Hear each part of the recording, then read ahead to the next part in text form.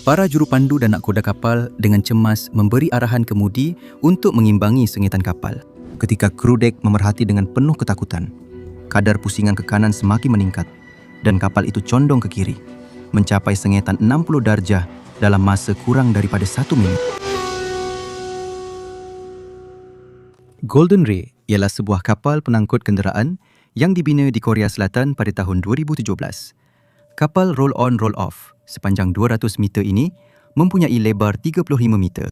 Ia didaftarkan dan dikendalikan di bawah bendera Republik Kepulauan Marshall kerana persekitaran cukai yang menguntungkan dan kebebasan operasi yang lebih besar. Ia dikuasakan oleh satu enjin diesel, memberikan kelajuan perkhidmatan sebanyak 19.5 knot dan mampu membawa lebih daripada 7,400 kenderaan. Ia dikendalikan oleh 23 orang anak kapal. Golden Ray mempunyai 15 dek. 12 daripadanya adalah dek simpanan kenderaan tertutup, manakala jambatan, penginapan anak kapal, tanjakan dan pintu pemuatan, tangga serta stesen tambatan diletakkan secara strategik di dek-dek yang selebihnya. Pada 27 Ogos 2019, Golden Ray berlabuh di Freeport, Texas untuk memunggah sebahagian daripada kargo kenderaannya, memuatkan kargo baharu dan menukar kira-kira 1/3 daripada anak kapalnya. Pada hari berikutnya, anak kapal baharu mengambil alih tugas mereka di atas kapal tersebut. Kapten Giacle mengambil alih pemerintahan Golden Ray sebagai nakoda baharu bersama 8 anak kapal baharu. Pada 30 Ogos, Golden Ray berlepas dari Freeport menuju ke Brunswick, Georgia, kemudian Jacksonville, Florida, dan seterusnya ke Baltimore, Maryland. Tidak lama selepas berlepas dari Freeport, pemegang pajakan kapal tersebut, syarikat Hyundai Globus Company Limited, memaklumkan kepada Kapten Lee bahawa taufan Dorian sedang menuju ke pantai timur Florida. Untuk bersedia menghadapi ribut dan menstabilkan kapal, Kapten Lee mengarahkan ketua pegawai untuk memuatkan balas tambahan. Ketua jurutera mengambil 1,500 tan air laut ke dalam tangki belas kapal. Golden Ray kemudian menunggu ribut redah di luar pantai Key West, Florida dari 1 hingga 3 September, membiarkan taufan itu berlalu. Pada 3 September, pemegang pajakan mengarahkan Kapten Lee untuk menuju ke Jacksonville dan bukannya Brunswick untuk memunggah dan memuat kargo. Untuk memasuki pelabuhan Jacksonville, ketua pegawai melepaskan 1,500 tan air balas laut bagi mengurangkan draft Golden Ray kepada kurang daripada 9.4 meter. Draft kapal ialah ketinggian di bawah garis air. Pada 7 September, Golden Ray berlepas dari Jacksonville menuju ke Brunswick. Kapal pengangkut kenderaan tiba di pelabuhan Brunswick pada petang itu dan Jonathan Tennant atau JT, seorang jurupandu negeri dari Persatuan Jurupandu Brunswick Bar, menaiki Golden Ray untuk membawa kapal itu masuk ke pelabuhan. Pada jam 17.36, Golden Ray berlabuh di dermaga 1 di Terminal Pulau Colonel di Brunswick. Kaki tangan darat dan anak kapal mula memunggah dan memuatkan kenderaan menggunakan rem buritan. Golden Ray mempunyai 4,161 kenderaan di atas kapal. Ketua pegawai memastikan semua kenderaan disusun dan diikat dengan betul mengikut pelan pramuat. Menjelang jam 23.30, anak kapal telah menyiapkan operasi kargo dan ketua pegawai mengawasi persiapan untuk keberangkatan Golden Ray. Kapal itu mempunyai sedikit sengitan sebanyak 0.42 darjah ke kiri. Oleh kerana tangki bahan apinya penuh, ia tidak mengambil air balas tambahan. Sebaliknya, dia menggunakan air sedia ada dalam tangki balas untuk memindahkan 8 tan dari tangki sebelah kiri ke tangki sebelah kanan, menghasilkan sengitan sebanyak 0.03 darjah ke kanan. Giliran jurupandu pelabuhan Brunswick adalah selama 24 jam dan diatur supaya jurupandu yang sama yang membimbing kapal masuk ke pelabuhan akan membimbingnya keluar selepas operasi kargo selesai. Anak kapal sudah biasa dengan jurupandu dan jurupandu pula sudah biasa dengan kapal tersebut. Sejurus selepas tengah malam pada 8 September, JT menaiki Golden Ray. Dia menuju ke Anjungan, di mana dia menemui Kapten Lee bersama pegawai kedua yang bertanggungjawab untuk navigasi, ketua kelasi yang mengemudi kapal dan seorang kadet yang sedang menjalani latihan. Semasa taklimat antara nakoda dan jurupandu, JT mencatatkan draft kapal adalah 9.4 meter, iaitu sama seperti ketika ia masuk pada hari sebelumnya. Tetapi kerana ini masih memenuhi keperluan minimum jarak bawah lunas sebanyak 0.9 meter di saluran sedalam 11 meter, dia mengabaikannya. JT melakukan pemeriksaan sebelum berlepas menggunakan tabletnya. yang membekalkan beliau dengan carta navigasi dan sistem pengenalan automatik. Antara muka yang memaparkan haluan, kelajuan dan kadar pusingan untuk Golden Ray dan kapal-kapal lain yang berdekatan serta maklumat aliran pasang surut dan kedalaman air. Cuaca adalah baik. Sebahagian berawan dengan jarak penglihatan sehingga 10 batu dan angin ringan berkelajuan 4 knot. Jurupandu mula mengemudi Golden Ray menjauhi dermaga dan masuk ke pelabuhan dengan bantuan kapal tunda Dorothy Moran. Pada pukul 1.00, Golden Ray bergerak keluar di Turtle River Lower Range pada kelajuan 6 knot. Dorothy Moran kekal bersama Golden Ray untuk memberikan sokongan jika diperlukan. Semasa Golden Ray sedang bergerak keluar, sebuah lagi kapal pengangkut kenderaan, Emerald Ace, sedang menuju masuk untuk memasuki saluran dengan seorang lagi jurupandu pelabuhan Brunswick mengemudi kapal tersebut. Kedua-dua jurupandu berkomunikasi melalui radio dan merancang agar kapal-kapal tersebut bertemu di pertengahan jalan di Plantation Creek Range di St. Simons Sound. Ini adalah amalan biasa bagi para jurupandu kerana ia merupakan bahagian laluan air yang paling lebar di mana kapal-kapal boleh berselisih antara satu sama lain. Ketika Golden Ray melalui bawah jambatan Sydney Lanier pada pukul 1.08, Dorothy Moran berhenti untuk menunggu Emerald Ace yang sedang masuk bagi mengiringi dan membantu kapal yang masuk itu. Golden Ray meneruskan perjalanan keluar di Brunswick Point Cut Range dengan haluan 113 darjah. Kapten Lee mengarahkan anak kapalnya untuk membuka pintu jurupandu di sebelah kiri kapal yang terletak di dek 5. Sebaik sahaja mereka berada di luar pelabuhan Brunswick di Seaboy, jurupandu akan turun dari kapal. Pintu jurupandu ialah pintu kedap air hidrolik setinggi 2.1 meter dan selebar 2.1 meter di sisi kapal. Ia adalah salah satu daripada 13 palkah kedap air dan 17 pintu kedap air di seluruh Golden Ray. Selepas mengawasi pembukaan pintu jurupandu di sebelah kiri, ketua pegawai berundur ke bilik tidurnya. Anak kapal meneruskan tugas mereka, membiarkan pintu itu terbuka ketika kapal bergerak keluar. 22 minit kemudian, Golden Ray menghampiri Cedar Hammock Range dan jurupandu mengarahkan pusingan 20 darjah ke kiri untuk memasuki selekor ke kiri ke Cedar Hammock Range. Pada pukul 01.28, jurupandu sekali lagi mengarahkan pusingan 20 darjah ke kiri untuk memasuki Jekyll Island Range. Ketika Golden Ray menghampiri selekor kanan di Widener 11 JT, melaraskan haluan kepada 0.44 darjah pada kelajuan 12.9 knot. Widener ialah satu selekor atau lengkungan dalam saluran yang menyediakan lebar tambahan untuk membolehkan kapal-kapal menavigasi selekor dengan mudah. Pada jam 1.36, JT memulakan selekor dengan mengarahkan starboard 10 atau kemudi pada 10 darjah ke kanan ketika mereka memasuki Plantation Creek Range yang menuju ke Lautan Atlantik. Jurumudi mematuhi arahan selekor tersebut dan juga meningkatkan kelajuan kapal kepada 13.3 knot. JT menyedari selekor itu terlalu perlahan dan memberikan arahan. Starboard 20. Golden Ray berpusing dengan cepat ke kanan dan mula condong ke kiri. Apabila kapal membelok ke kanan, ia mula condong ke kiri. JT segera mengarahkan kemudi ke tengah atau kembali ke pusat untuk memperlahankan atau menghentikan pusingan ke kanan. Jurumudi kapal memusingkan steering ke arah bertentangan, tetapi kapal tidak memberi tindak balas dan terus berpusing ke kanan. Yang mengejutkan semua orang di anjungan, Golden Ray menjadi tidak stabil dan terus condong kuat ke kiri.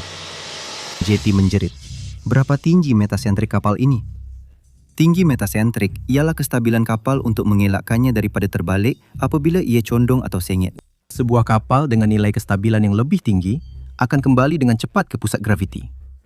Nilai yang lebih kecil akan mengambil masa yang lebih lama untuk kapal membetulkan dirinya. Oleh kerana kapal tidak memberi tindak balas apabila steering diluruskan, Kapten Lee campur tangan dan mengarahkan port 10, iaitu pergerakan ke arah bertentangan. Golden Ray masih tidak memberi tindak balas dan terus membelok ke kanan, dan bukannya membetulkan dirinya, ia semakin condong ke kiri. Jurupandu dan nakhoda dengan pantas mengeluarkan arahan steering tambahan kepada jurumudi. Port 20. Kemudian, 30 saat selepas itu, hard to port atau pusingan penuh ke kiri dalam usaha untuk mengimbangi kecondongan dan kembali ke posisi tegak. Tetapi kapal tidak memberi tindak balas dan kecondongan meningkat kepada 35 darjah pada penunjuk kecondongan kapal ketika ia terus berpusing ke kanan. Pintu juruk pandu sebelah kiri yang terbuka di dek 5 telah tenggelam di bawah garis air dan air masuk ke dek 5 mengalir bebas di bahagian rendah kapal. Jurupandu mengeluarkan arahan untuk menghidupkan pendorong haluan kapal dan enjin ke undur penuh dalam usaha untuk menghentikan kapal daripada terus semakin condong. Dengan sengit yang begitu curam, segala-galanya di jambatan yang tidak dipasang akan terlempar ke tingkap jambatan sebelah kiri. Sengit Golden Ray mencecah 45 darjah. Sistem pendorong utama dan penjana elektrik dimatikan, menyebabkan penggera berbunyi di seluruh kapal. Pada pukul 01.40, Golden Ray berhenti sepenuhnya, terbaring di sebelah kiri pada kecondongan 60 darjah di luar saluran. Tenggara pelampung 19. Penjana diesel kecemasan dihidupkan, kemudian dimatikan kurang daripada seminit kemudian, meninggalkan kapal dalam kegelapan tanpa kuasa dan hanya lampu berkelip dari penggera. Sayap jambatan kapal perlahan-lahan dipenuhi air. Air terus mengalir melalui pintu jurupandu sebelah kiri yang terbuka, membanjiri dek 5. Golden Ray sedang tenggelam. Di ruang enjin, jurutera pertama dan kedua berada di bilik kawalan di dek 4. Jurutera ketiga dan jurutera kadet berada di ruang enjin di dek bawah. Ketika Golden Ray mula condong ke sisi kiri, kedua-dua jurutera di dek bawah cuba menuju ke dek keempat untuk sampai ke pintu keluar kecemasan. Jurutera pertama dan kedua di bilik kawalan enjin menuju ke pintu keluar kecemasan melalui tangga di bahagian tengah sisi kiri kapal. Sebaik saja mereka memasuki tangga, air dari pintu juru pandu yang terbuka di dek 5 mengalir deras ke arah mereka. Para jurutera di kedua-dua bahagian memanjat ke bahagian kanan kapal untuk mengelakkan air membanjiri petak-petak di bahagian kiri kapal.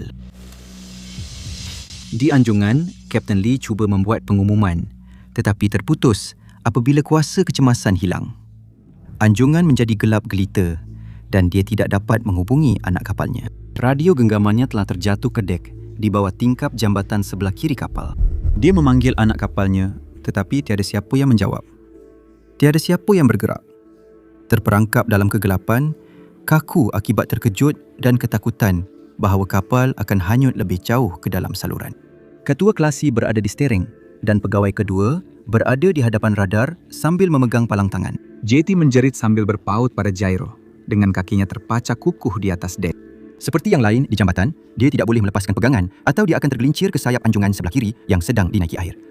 Dia tidak dapat mencapai radio kapal atau membunyikan penggerak, tetapi dia mempunyai radio genggam di dalam poketnya. Dia menghubungi juru pandu di Emerald Ace untuk membunyikan penggerak. JT mengarahkannya untuk menghubungi bot tunda Moran yang sedang menunggu di jambatan Sydney Lanier. JT tahu bahawa jika Golden Ray tergelincir lebih jauh ke dalam saluran dalam, semua orang akan lemas. Dia memerlukan bot tunda itu untuk menolak kapal ke atas beting pasir dan dengan segera. Pada jam 01.54, jurumudi Emerald Ace menghubungi bot tunda dan menelefon perkhidmatan kecemasan 911 untuk melaporkan kejadian itu.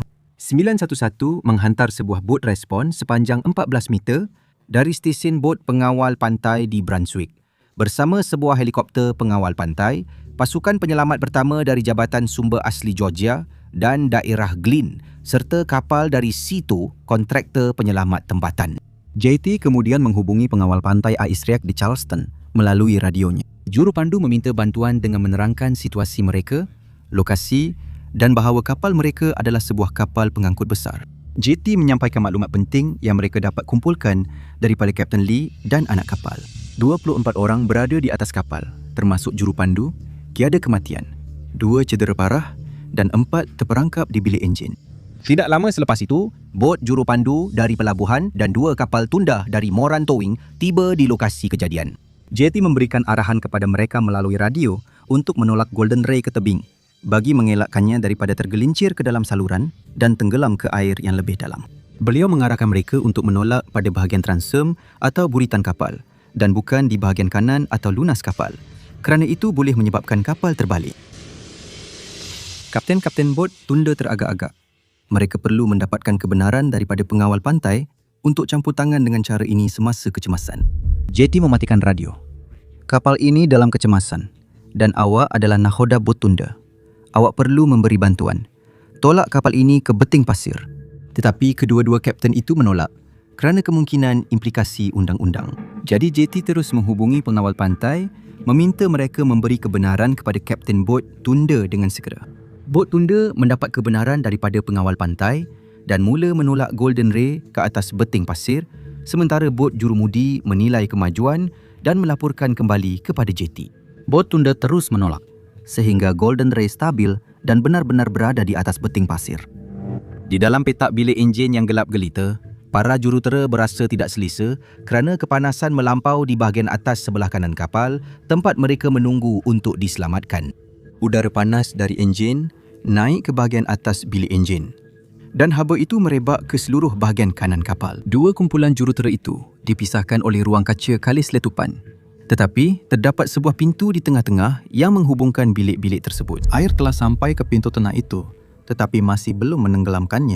Dengan menggunakan lampu suluh mereka bergerak ke titik tengah dan terjun ke dalam air yang dipenuhi minyak itu untuk menyejukkan badan mereka. Jurutera kedua bertemu semula dengan jurutera ketiga dan kadet di titik tengah. Ketiga-tiga mereka berada di dalam air. Jurutera pertama memutuskan untuk kekal di tempat dia berada. Apabila air semakin naik, laluan antara petak-petak itu tenggelam, memisahkan jurutera pertama daripada tiga rakannya di sebelah sana. Pada pukul 02.05, pasukan penyelamat tiba di lokasi kejadian. Sepanjang 1 jam berikutnya, 11 anak kapal termasuk kapten dan jurumudi diturunkan menggunakan hos bomba sebagai tali sementara dari sayap anjungan Golden Ray ke bot tindak balas pengawal pantai. 5 lagi anak kapal diselamatkan oleh kapal lain di dalam air dan helikopter pengawal pantai mengangkat 2 anak kapal ke tempat selamat dari bahagian kanan kapal tersebut. Kapten memberitahu penyelamat bahawa 4 jurutera terperangkap di bilik enjin. Pada pukul 0300, sebuah lagi bot tindak balas pengawal pantai tiba untuk membantu dalam operasi mencari dan menyelamat. Pengawal pantai menghantar salah satu bot tindak balas mereka untuk membawa anak kapal yang telah diselamatkan kembali ke stesen, manakala yang lain terus mencari anak kapal yang selebihnya. Golden Ray terbaring di sebelah kiri kapal. Sebahagian daripada 4,000 kenderaan di dalam ruang kargonya telah tercabut akibat hentaman itu.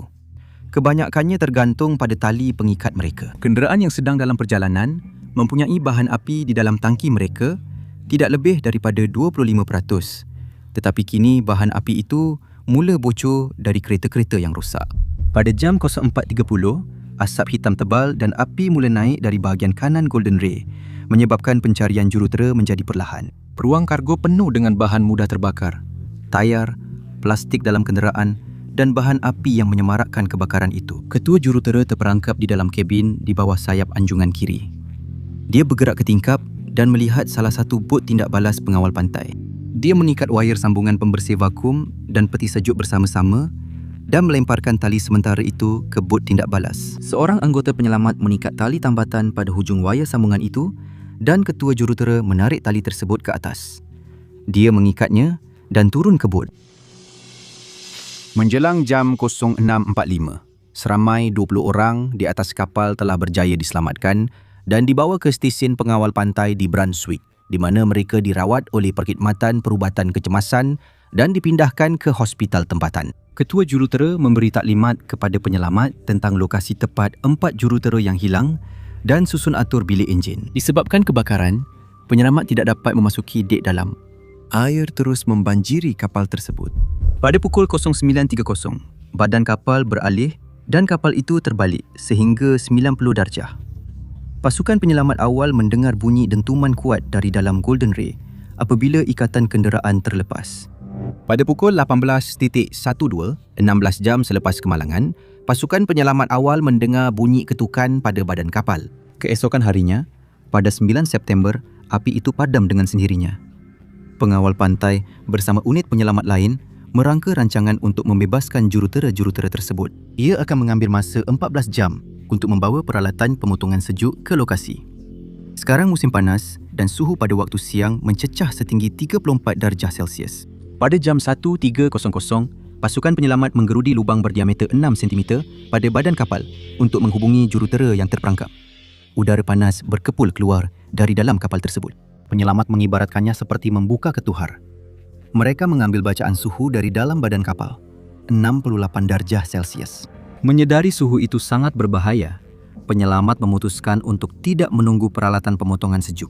Tetapi mereka tidak boleh menggunakan obor kerana ia mungkin menyalakan wap dari bahan api di dalam kapal. Jadi mereka menggunakan gerudi untuk membuat lebih daripada 40 lubang bersebelahan untuk membuat satu bukaan akses pada badan kapal. Menjelang jam 15.00, penyelamat telah membuat satu bukaan akses ke dalam badan kapal yang cukup besar untuk memuatkan tangga. Dua daripada jurutera itu memanjat keluar sendiri, tetapi yang ketiga terlalu lemah sehingga dia terpaksa dibawa keluar. Penyelamat menuju ke bilik kawalan di mana jurutera pertama terperangkap di dalam kawasan kaca kalis letupan. Dengan menggunakan pemotong genggam bermata berlian, penyelamat dengan sabar menggores kaca kalis letupan itu sehingga mereka berjaya memecahkannya. Pada jam 17.51, anak kapal terakhir keluar dari badan kapal Golden Ray. Semua kru kejuruteraan kecuali seorang berada dalam keadaan baik. Kebakaran kedua dilaporkan pada jam 18.00 yang berlaku di dek kenderaan, tetapi kebakaran itu padam dengan sendirinya pada malam itu. Golden Ray mengalami kerosakan besar akibat kebakaran, banjir dan kakisan air masin, serta diisytiharkan sebagai kerugian keseluruhan yang dianggarkan sebanyak $62.5 juta. Kerugian kargo kenderaan dianggarkan sebanyak $142 juta.